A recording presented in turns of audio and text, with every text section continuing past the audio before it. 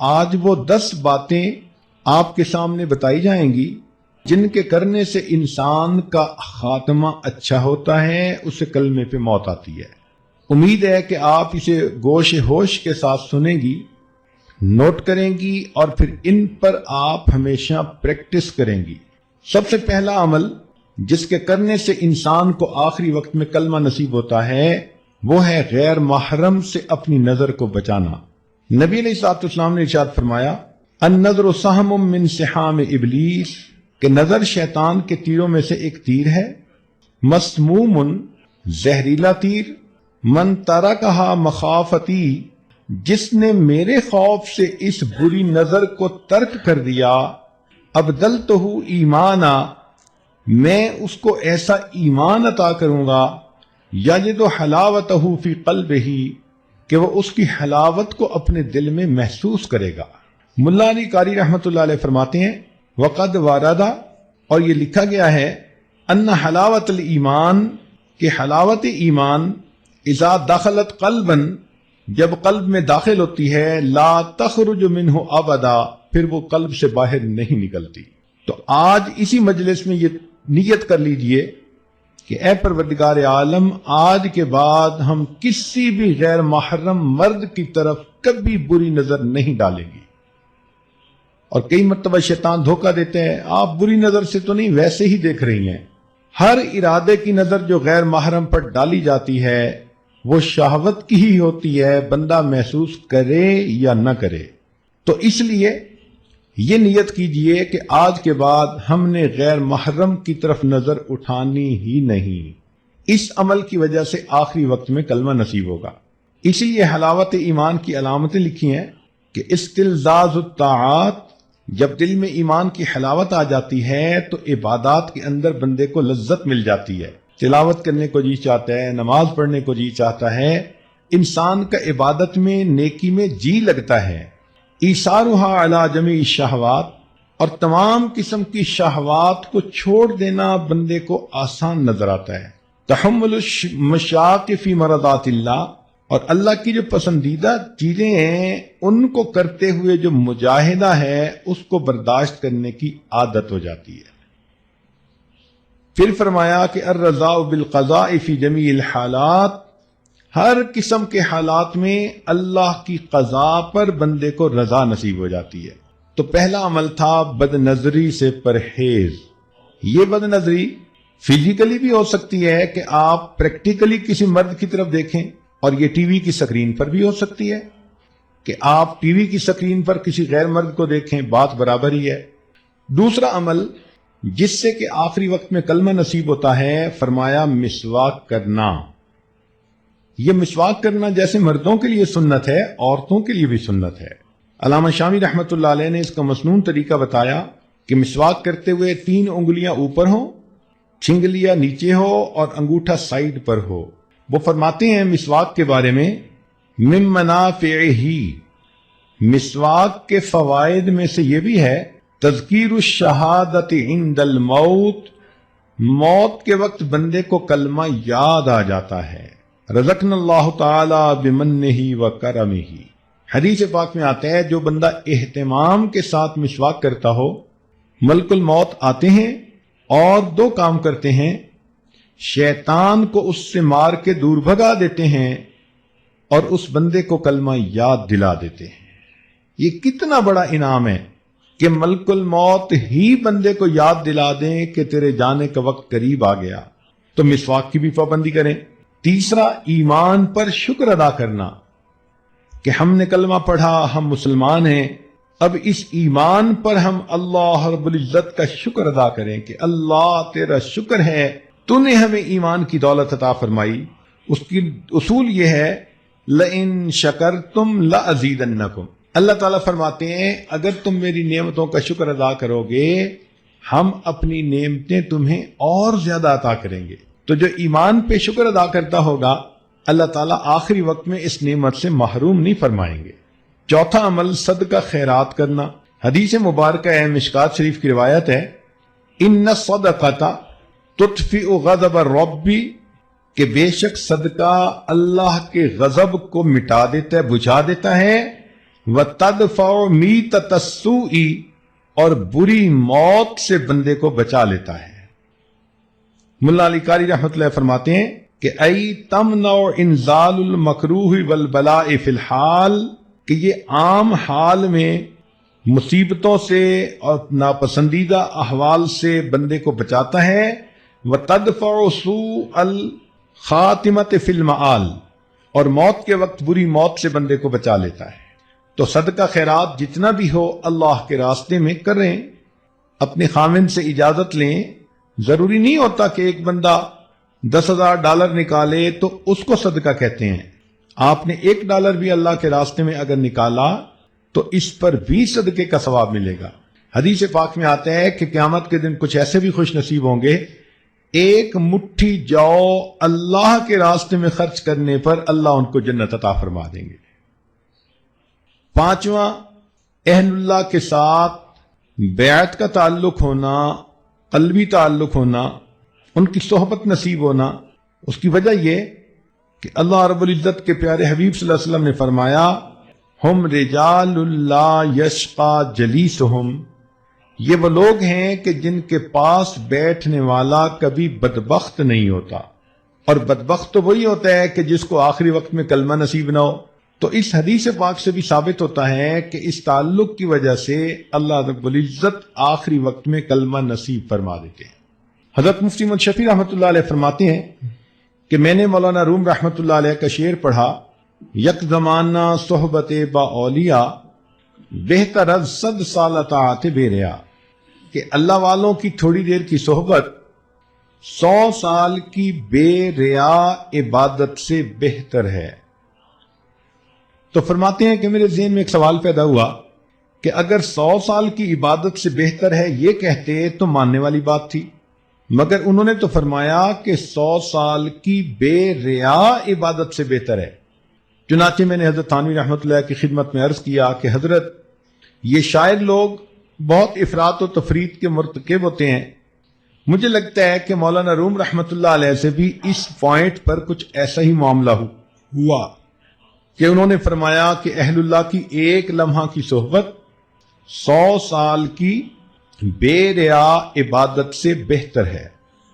تو حضرت تھانوی رحمۃ اللہ علیہ نے فرمایا کہ اس شعر کو میں پڑھوں؟ جی حضرت پڑھیں۔ تو حضرت نے پڑھا، یک زمانہ صحبت با اولیاء بہتر از 1,00,000 سال طاعت بے ریا، کہ اہل اللہ کی ایک لمحہ کی صحبت 1,00,000 سال کی بے ریا عبادت سے بہتر ہے۔ تو میں نے کہا کہ حضرت 100 سال مجھے سمجھ نہیں آ رہے تھے، آپ نے تو الٹا 1,00,000 سال کی بات کر دی۔ تو پھر حضرت نے اس کا تحقیقی جواب دیا، فرمایا کہ دیکھو کوئی بندہ 1,00,000 سال کی عبادت کر لے، کیا اس کے پاس گارنٹی ہے کہ اس کو کلمے پہ موت آئے گی؟ میں نے کہا نہیں۔ فرمان لگے ہمارے سامنے شیطان کی مثال موجود ہے کہ اس نے زمین کے چپے چپے پہ سجدے کیے، لاکھوں سال اس نے اللہ کی عبادت کی، لیکن آخری وقت میں اللہ کے دربار سے دھتکار دیا گیا اور یہ مرتد بن گیا۔ بلم باور کی مثال ہے، 300 سال اس نے عبادت کی تھی، لیکن آخری وقت میں اس کا انجام برا ہوا، قرآن مجید میں موجود ہے۔ تو معلوم ہوا کہ جتنی مرضی کوئی عبادت کر لے، انجام کے بارے میں کوئی گارنٹی نہیں دی جا سکتی۔ تو حضرت نے فرمایا کہ دیکھو یہاں تو اللہ کے پیارے نبی صلی اللہ علیہ وسلم گارنٹی دے رہے ہیں، ہم رجال لا یشقا جلیسہم، کہ یہ وہ لوگ ہیں کہ جن کے پاس بیٹھنے والا بدبخت نہیں ہوتا، یعنی آخری وقت میں کلمے سے محروم نہیں کیا جاتا۔ تو پھر تو ان کی ایک لمحے کی صحبت واقعی 1,00,000 سال کی عبادت پر فضیلت رکھتی ہے۔ چھٹا عمل جس کی وجہ سے انسان کو آخری وقت میں کلمہ نصیب ہوتا ہے کہ اللہ تعالیٰ فرماتے ہیں کہ یحبہم و یحبونہ، اللہ ان سے محبت کرتا ہے، وہ اللہ سے محبت کرتے ہیں۔ آپ اپنی زندگی میں اللہ سے محبت کریں، محبت کی حرارت آپ کو دل میں محسوس ہو، اللہ کے لیے کھائیں پئیں سوئیں جاگیں، زندگی کا ہر کام اللہ کے لیے کریں، اللہ کو یاد کریں، راتوں کی تنہائی میں دعائیں مانگیں، لو لگا کے بیٹھیں۔ جیسے بندے کو محبت کی وارمنس فیل ہوتی ہے، ایسے اللہ رب العزت کی محبت کی وارمنس کو فیل کریں۔ ہمارے مشائخ نے لکھا ہے کہ جو شخص دنیا میں اللہ رب العزت سے محبت کرے گا، اللہ تعالیٰ آخرت میں اس کو اپنے دشمنوں کی قطار میں کبھی کھڑا نہیں فرمائے گا۔ یہ کیسے ہو سکتا ہے کہ بندہ تو دنیا میں اللہ سے محبت کی کوششیں کرتا رہا ہو اور اللہ رب العزت اتنے رحیم، اتنے کریم، اور پھر اسے اپنے دشمنوں کی قطار میں کھڑا کر دیں؟ یہ ہرگز نہیں ہو سکتا۔ ساتواں، گناہ سے پرہیز، زنا سے پرہیز۔ چنانچہ حدیث پاک میں آتا ہے وَأَمَّا مَنْ خَافَ مَقَامَ رَبِّهِ، قرآن مجید کی آیت، وَنَهَى النَّفْسَ عَنِ الْهَوَىٰ فَإِنَّ الْجَنَّةَ هِيَ الْمَأْوَىٰ، کہ جو شخص اللہ رب العزت کے سامنے کھڑے ہونے سے ڈرے اور اس نے اپنے نفس کو خواہشات کو روک لیا، اللہ فرماتے ہیں کہ اس کا ٹھکانہ جنت ہوگی۔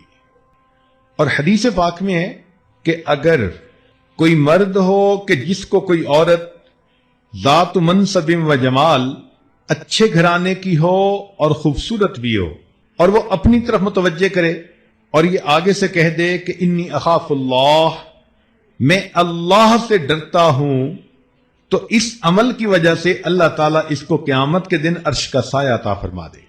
اور یہی چیز عورت کے لیے بھی، کہ اگر کسی عورت کو کوئی مرد اپنی طرف متوجہ کرنے کی کوشش کرے، گناہ کے راستے پہ گھسیٹنے کی کوشش کرے، اور یہ کہہ دے کہ میں اللہ رب العزت سے ڈرتی ہوں، اس عمل کی وجہ سے اللہ تعالیٰ اس کو قیامت کے دن عرش کا سایہ عطا فرمائیں گے۔ شاید ہی کوئی عورت ہو، لڑکی ہو، جس کو اپنی زندگی میں قریب کے لوگوں میں سے کسی نہ کسی کی طرف سے ایسا اشارہ نہ ملا ہو، تو اگر کوئی ایسی کوشش کرے تو اس کا ایک جواب انی اخاف اللہ، میں اللہ سے ڈرتی ہوں۔ کوئی فون کے ذریعے رابطہ کرتا ہے، خط کے ذریعے رابطہ کرتا ہے، کسی رشتہ داروں کی محفل میں محبت بھری نظریں ڈال کر اپنی طرف متوجہ کرنے کی کوشش کرتا ہے، مسکراہٹ کے ذریعے اپنی طرف متوجہ کرنے کی کوشش کرتا ہے۔ یہ سارے عمل ایک ہی مقصد کے لیے ہوتے ہیں کہ گناہ کا تعلق ہو جائے۔ تو اگر کوئی بھی ایسی انویٹیشن کسی کی طرف سے ہو اور عورت آگے سے کہہ دے دل میں کہ انی اخاف اللہ، میں اللہ سے ڈرتی ہوں، اور اپنی عزت کی حفاظت کر لے، اللہ تعالیٰ موت کے وقت اس کو کلمے پہ موت عطا فرمائیں گے۔ آٹھواں عمل، اذان کے بعد دعا پڑھنا۔ چنانچہ جب اذان ہوتی ہے تو سنت یہ ہے کہ مؤذن جو کہہ رہا ہے وہی کہتے رہیں، اور بعد میں پھر اذان کی دعا پڑھیں۔ بخاری شریف کی روایت ہے، نبی علیہ السلام نے فرمایا کہ جو اذان کے بعد یہ دعا پڑھے گا، حلت لہو شفاعتی، قیامت کے دن اس بندے کو میری شفاعت نصیب ہوگی۔ ملا علی قاری رحمۃ اللہ علیہ فرماتے ہیں ففیہ اشارۃ الی بشارۃ حسن الخاتمہ، اس میں اشارہ ہے کہ اس کو موت کے وقت کلمے پہ موت نصیب ہوگی۔ اور حدیث پاک میں ایک دعا بھی ہے کہ جو آدمی یہ دعا مانگے گا تو اللہ تعالیٰ اس کو ایمان پہ موت عطا فرما دیں گے۔ اور وہ دعا بہت چھوٹی سی ہے، دن میں بھی مانگے، رات میں بھی، اللہم بارک لنا فی الموت وفی ما بعد الموت۔ اللہ تعالیٰ سے یہ دعا مانگیں کہ یا حی یا قیوم برحمتک استغیث۔ کلمے کی کثرت کریں، اس لیے کہ زندگی میں جو عورت کلمے کی کثرت کرے گی، ہر وقت اپنی زبان پہ لا الہ الا اللہ، لا الہ الا اللہ، لا الہ الا اللہ پڑھتی رہے گی، تو پھر آخری وقت میں اس کلمے کا پڑھنا اس کے لیے آسان ہوگا۔ خواجہ فرید نطار رحمۃ اللہ علیہ فرماتے ہیں، میں نوجوانی میں عطر کی دکان تھی اور میری ہزاروں شیشیاں ہوتی تھیں جن میں عطر پڑا ہوتا تھا۔ ایک دن بڑے میاں آئے اور آ کر میری ان شیشیوں کو بڑے حیرانی سے دیکھنے لگ گئے۔ میں نے کہا بڑے میاں کیا دیکھ رہے ہیں؟ وہ کہنے لگے یہ دیکھ رہا ہوں کہ تیری جان اتنی شیشیوں میں اٹکی ہوئی ہے، یہ کیسے نکلے گی؟ مجھے بڑا غصہ آیا۔ میں نے کہا کہ جیسے آپ کی نکلے گی ویسے میری نکلے گی۔ تو جب میں نے یہ الفاظ کہے تو وہ آگے سے کہنے لگے کہ اچھا بھائی میری تو ایسے نکلے گی۔ یہ کہہ کر میرے سامنے وہ زمین پر لیٹ گئے اور اوپر اپنے رومال ڈال دیا۔ میں سمجھا کہ شاید ویسے ہی مجھے کر کے دکھا رہے ہیں، جب قریب جا کے دیکھا تو ان کی موت آ چکی تھی۔ تو جنہوں نے محنت کی ہوتی ہے پھر ان کو آخری وقت میں یوں کلمے پہ موت آتی ہے۔ شری سکتی رحمۃ اللہ علیہ فرماتے ہیں کہ ہم بیٹھے ہوئے تھے ایک کنویں کے قریب، ایک آدمی آیا اور ہم سے کہتا ہے کہ بھئی کوئی اچھی جگہ ہے جہاں انسان مر سکے۔ ہم بڑے حیران ہوئے اس کی بات کو سن کر، تو میں نے کنویں کی طرف اشارہ کر دیا کہ یہ اچھی جگہ ہے، سایہ دار بھی ہے، پانی بھی ہے۔ کہنے لگے ہمارے سامنے وہ بندہ وہاں گیا، اس نے جا کر وضو کیا، نماز پڑھی اور نماز پڑھ کے لیٹ گیا۔ کافی دیر کے بعد ہم اٹھے نماز پڑھنے کے لیے، تو ہم نے کہا چلو بھئی اس کو بھی جگاؤ، یہ جماعت میں شریک ہو جائے۔ کہنے لگے جب اس کو جگانے لگے تو دیکھا کہ وہ تو اپنے رب کو پیارا ہو چکا تھا۔ تو جنہوں نے نیکی پر زندگیاں گزاری ہوتی ہیں پھر ان کو آخری وقت میں یوں موت آتی ہے۔ تو ابو درہ رحمۃ اللہ علیہ کی بات ہو رہی تھی کہ ان کے شاگرد موجود تھے، آخری وقت ان کا قریب آ گیا۔ اب شاگرد حیران کہ ہم حضرت کو کلمہ کیسے یاد دلائیں، یہ تو ہمارے استاد ہیں۔ تو انہوں نے سوچا کہ جس حدیث مبارکہ میں کلمے پہ موت آنے کی بشارت ہے ہم اس کی روایت پڑھتے ہیں ان کے سامنے تو خود بخود یاد آ جائے گی۔ تو انہوں نے وہ روایت پڑھنی شروع کر دی۔ جیسے ہی انہوں نے ان فلاں کی بات کہی تو کہتے ہیں کہ حضرت نے وہ حدیث خود پڑھنی شروع کر دی، اور پڑھتے پڑھتے جب انہوں نے کہا من کان آخر کلامہ لا الہ الا اللہ، تو الا اللہ کے لفظ کہنے پر ان کی روح نکل گئی اور وہ اللہ کو پیارے ہو گئے۔ علماء نے لکھا ہے کہ انہوں نے پریکٹیکلی دکھا دیا کہ جس کا آخری لفظ لا الہ الا اللہ ہوتا ہے وہ پریکٹیکلی جنت کے اندر داخل ہو جاتا ہے۔ 10واں عمل جس سے کہ آخری وقت میں موت نصیب ہوتی ہے، یہ دعا باقاعدگی سے مانگیں، ربنا لا تزغ قلوبنا بعد اذ ہدیتنا وہب لنا من لدنک رحمہ انک انت الوہاب، کہ اللہ ہدایت دینے کے بعد ہمارے دلوں کو ٹیڑھا نہ کر دینا۔ اگر دل ٹیڑھے نہ ہوئے تو یقیناً انسان کو کلمے پہ موت آئے گی۔